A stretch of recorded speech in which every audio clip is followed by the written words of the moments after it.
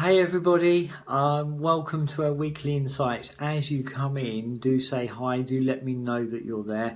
I'm just going to get up on the desktop as well so I can see any comments and questions that come in as well. So yeah, do say hi as you arrive, do let me know you're there. As always, it's a pleasure to be here. Yvette Wilmer, hi Yvette, welcome to our Facebook live stream. Josephine, hi, welcome, fantastic, wonderful to have you here. So I'm just going to allow a few more people to kind of gather. Becca, hi Becca, allow a few more people to kind of join us and join the live stream, and then we'll begin. Jerry Craddock, Jerry, fantastic, wonderful to have you here. Margaret, wonderful to have you here. Absolutely fantastic to have all of you here. So there's a few people here, so I think I'll gently begin and start. Hi Julie, lovely to have you here. Fantastic. So I'm going to be on for about 20 minutes or so. There's something I want to share with all of you. And then we'll kind of take a weekly insight, we'll look at the card, and then we'll kind of maybe deliver a couple of short spirit messages. As always, you'll find on a Friday the deeper insights, and as you probably have seen, the deeper insights really extract a lot more from the card. And as I always see, that there seems to be a theme that unfolds over the week. Now, something I really want to talk to you guys about is kind of based on a very kind of personal and a very kind of deep personal experience within my own family. Now, I've always felt with the work that I do, there's two times within our life that compassion, grace and love are vitally important, and those two times, those two kind of points in our life that they are so important are when we're kind of born into the world and also as we leave the world. Within my own family, we find ourselves in a place where my granddad is in the last days, maybe weeks of his life, and you're talking about a gentleman that has round about 60 children, grandchildren, great-grandchildren in total. This man has been such a huge influence to the world around him, and a lot of the way that I am and who I am as a person has been nurtured through my dad, primarily my dad. He raised three of us virtually on his own, from me being a very young age, my younger brother being only but 4 years old.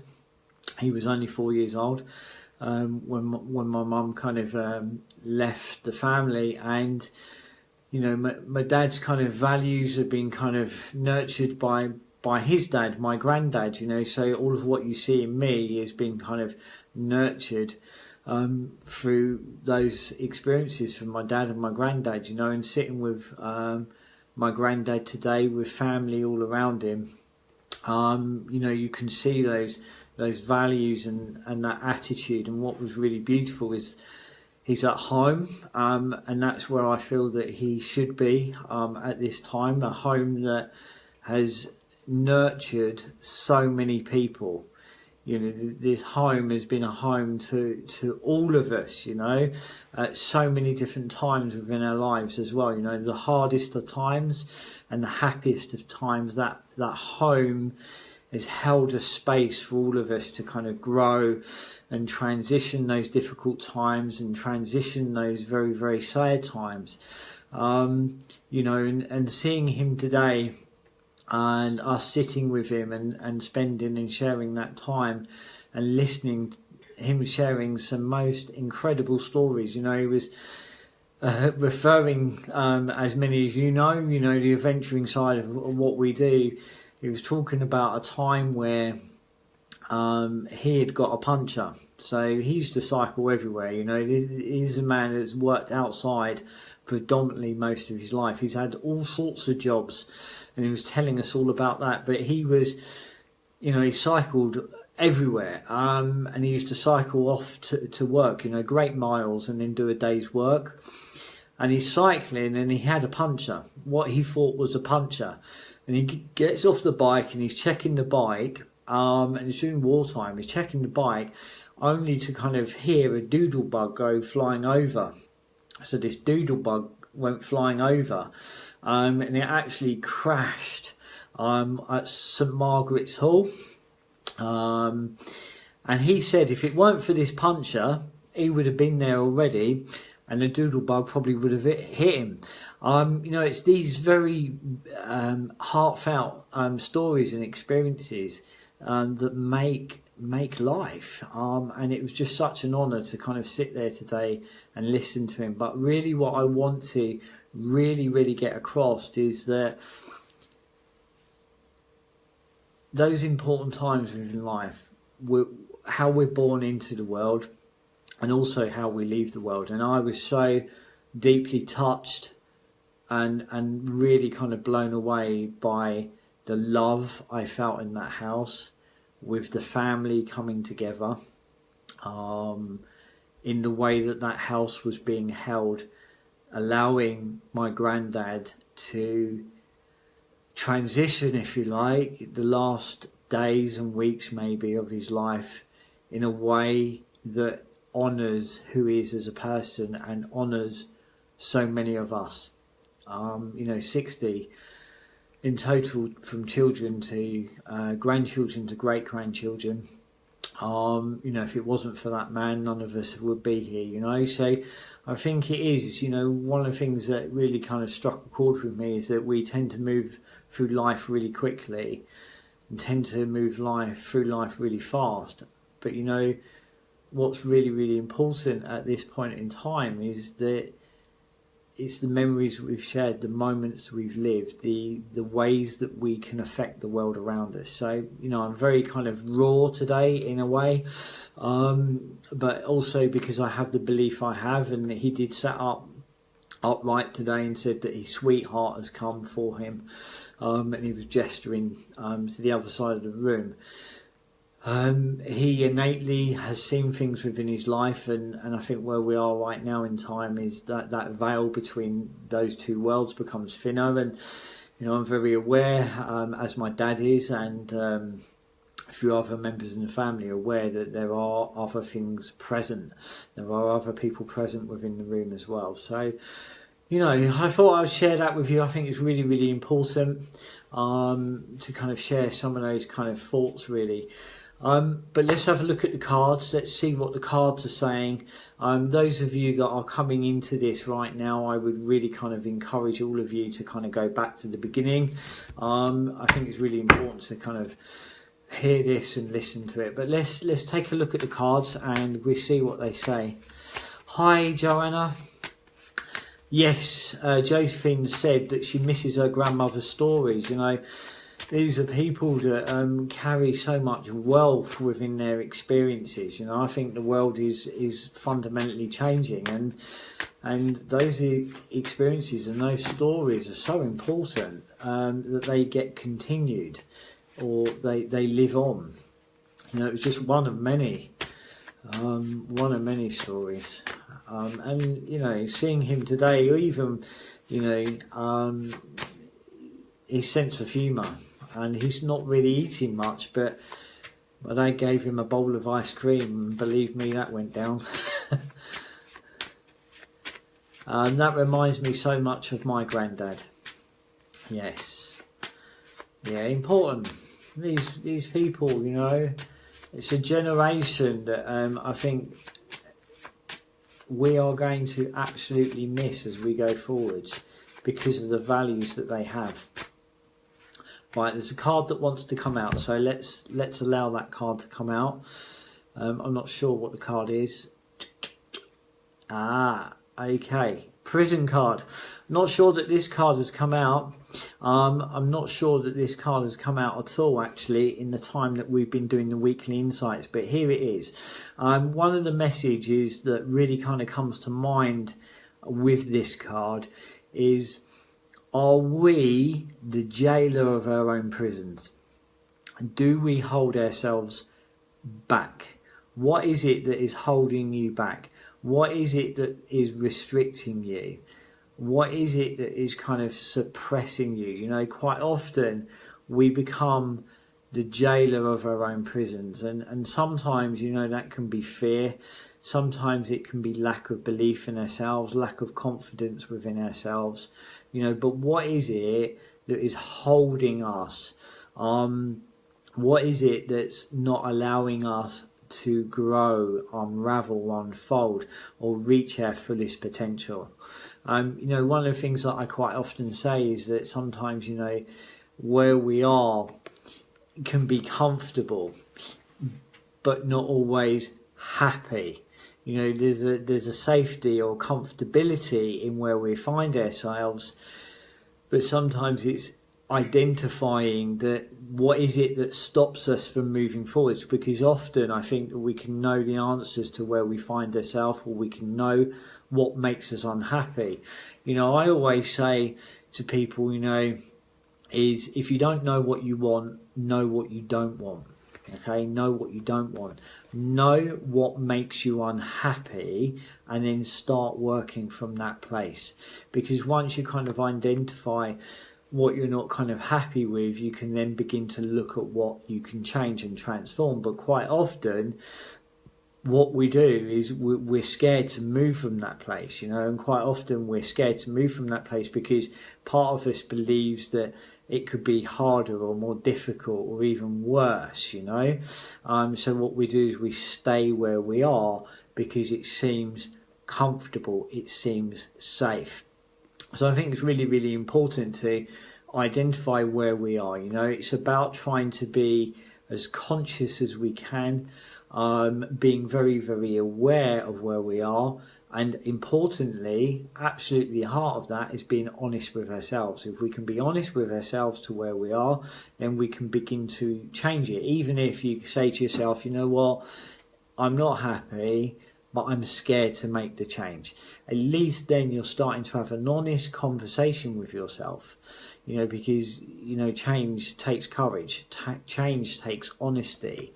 But it's always looking at where you are and kind of understanding that quite often, as much as it might seem like there's an outside influence that's holding us where we are, actually at the end of the day, it is us that holds us where we are. You know, when I occasionally hear people say, or they might turn around and say, not normally on a face-to-face or a one-to-one, a very, very deep work, but sometimes when I'm doing talks or demonstrations, sometimes where people would say, you know, when am I going to be happy? And Spirit's answer is when you start to choose to create change. Scared to move on because I feel alone. There you go. You know, there's a fear, isn't there? You know, and also I think it is absolutely important. If you look back at what we were saying earlier on today, earlier on as we started this, we're talking about support. You know, like I say, you know, those two kind of real big moments in life, what we're born into, and then as we leave, supportive, nurturing, loving environments. You know, at the heart of so much to how we kind of see ourselves comes from the kind of foundations around us, and kind of building healthy, strong foundations to allow us to grow, you know. So true, scared to move on. Yeah, absolutely. So you know what is holding you back, but you're scared to move on. And I'll tell you why you're scared is because something inside of you says that's an empty void. You know, there's an emptiness the other side of that. And what that is because it's unfamiliar to you. It's the unknown. What it is that we're scared of the unknown. And, you know, seeing my dear granddad today, you know, there's a part of him that has really kind of made peace with the unknown, you know, because that transition is absolutely the unknown. But there was something in him that was radiating a sense of peace and a sense of ease, and that is because there's an ease in the environment around him that's holding him, which is allowing him to kind of drop into that ease and into that kind of peace. But you know, it's the great unknown. So what we do is we fear what we don't know. But what you've got to kind of ask yourself, really kind of sit there and kind of in a way kind of gently close your eyes, pause and stop, and just say to yourself, you know what, how is that kind of looking? How is that beginning to kind of unravel? You know, so when I kind of look ahead of myself and I look to where I am, how is that looking? How is that kind of unraveling? How does that seem? You know, kind of really feel from a deep place inside of you what you feel about that, because quite often that unknown has a quality to it. If only you give yourself the space and allow yourself to drop into it, it isn't an empty space, you know. And that's what I've seen in my dear granddad today, is there's a sense of, he knows absolutely without a shadow of a doubt that he is absolutely loved, and all that love that he's poured out into the world right now, as it should, is being kind of reflected back, and there's a part of him that's gently kind of absorbing that without him maybe realizing it, down to the fact that the room that he was in was full of candlelight. You know, there's a sense of grace, a sense of softness, a sense of kind of peace. Jerry goes on to say, true, because I've always had family to look after, but they have grown up and some have passed, so I'm now on my own. You know, that kind of whole feeling of feeling alone is what makes things really, really kind of hard sometimes. You know, I was writing a little while ago about there's a difference between being lonely and being alone. There is a fundamental difference between a kind of being alone and lonely. You know, I've had times where I've been in the kind of middle of nowhere on my own, but I haven't felt alone. And I think that's really, really important. You know, it's kind of, you know, sometimes you can have just a handful of friends, but that handful of friends is such a kind of fundamental foundation that holds you, even if you don't talk to them in weeks or days or even months, yet there's a sense of their presence is still within your life, if that makes sense to you. And it's about the quality, you know, it's about what you come into contact with, which is like when we were looking at Dr. Amuto, some of the videos going back, and also last week's Deeper Insights of, you know, what you come into contact, how it affects you. And if you kind of look at the experiments that he was doing about the water particles crystallized, you know, and that classical music being played and how that influences those crystallized particles, and how all of that just kind of affects us. Yes, I live alone, but not necessarily lonely. I say keep your circle small, but always true. Absolutely. Very, very important.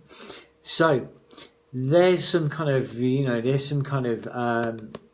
you know, wisdom from the card. Always great to share. So I'm going to take maybe two spirit messages. So let's have a look. Let's have a feel for where we're going. Linda Robertson. Linda, are you there? I've got a sense of what feels to be a lady coming through from spirit. I've got a very kind of warm, I want to say supportive vibration coming from a lady, that she feels motherly in the way that she makes contact. There's a real kind of feeling of backbone with this lady. Linda, are you there? And can you make sense of the lady coming through from spirit? Feels motherly or grandmotherly, but my kind of feeling is it's a mum. I want to say mum rather than grandmother. Are you there?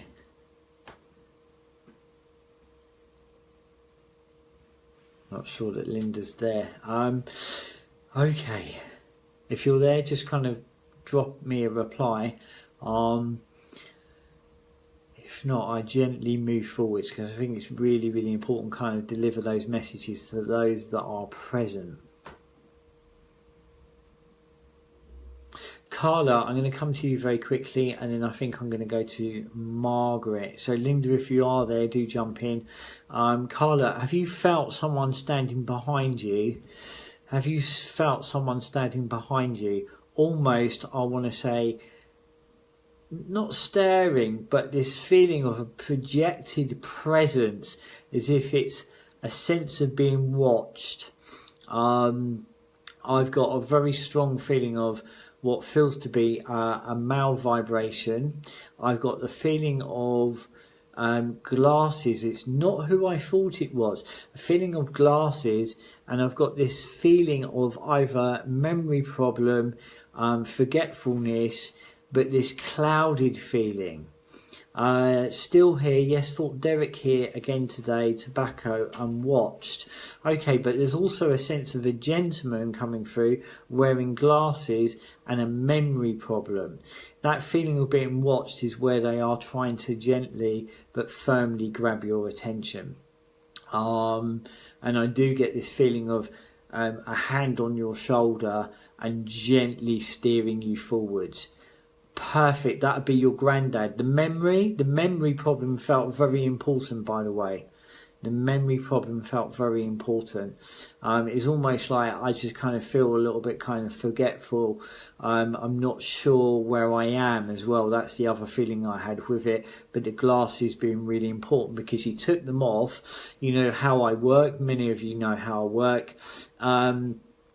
There's a lot of kind of information. I always say all information is information, but he took the glasses off and he's kind of showing me them. So that's about seeing, okay? So I've got this feeling of when I look at this card, okay, he's kind of really enforcing this feeling of not holding yourself in pain, not holding yourself alone and isolated, okay? Yes, I felt more confident today and had contact from Spain. He wants to say to you, do not hold yourself in pain. Do not isolate yourself. I wants you to see that there is an absolute future. Wants you to see that there's an absolute future. And he's a very bold man. I would say that he was quite stubborn. He laughs and says you're quite stubborn too. And he's laughing as he says that. Perfect. I'm going to leave his love with you, but know that he's there with you. Okay, so Margaret, I'm going to come to you. Margaret, is mum and dad in spirit? This will be the last one, but is mum and dad in spirit? I've got a feeling of a lady and gentleman coming through, and I can hear music as well. I can hear music. Yes, okay, fantastic. Not very much on both counts. Okay, so mum and dad are there for you. Very strong, very both grounded, doers, givers, hard-working people. The lady gives me a feeling of maybe passing before the gentleman, but I've got this real feeling as they surround you. There are times that you absolutely do talk to them, and I get you kind of either looking at a photo frame or talking to a photo frame, and they're both laughing, and they say that you do talk to yourself. You actually literally physically talk out loud, okay? And they are both laughing. You say yes, okay.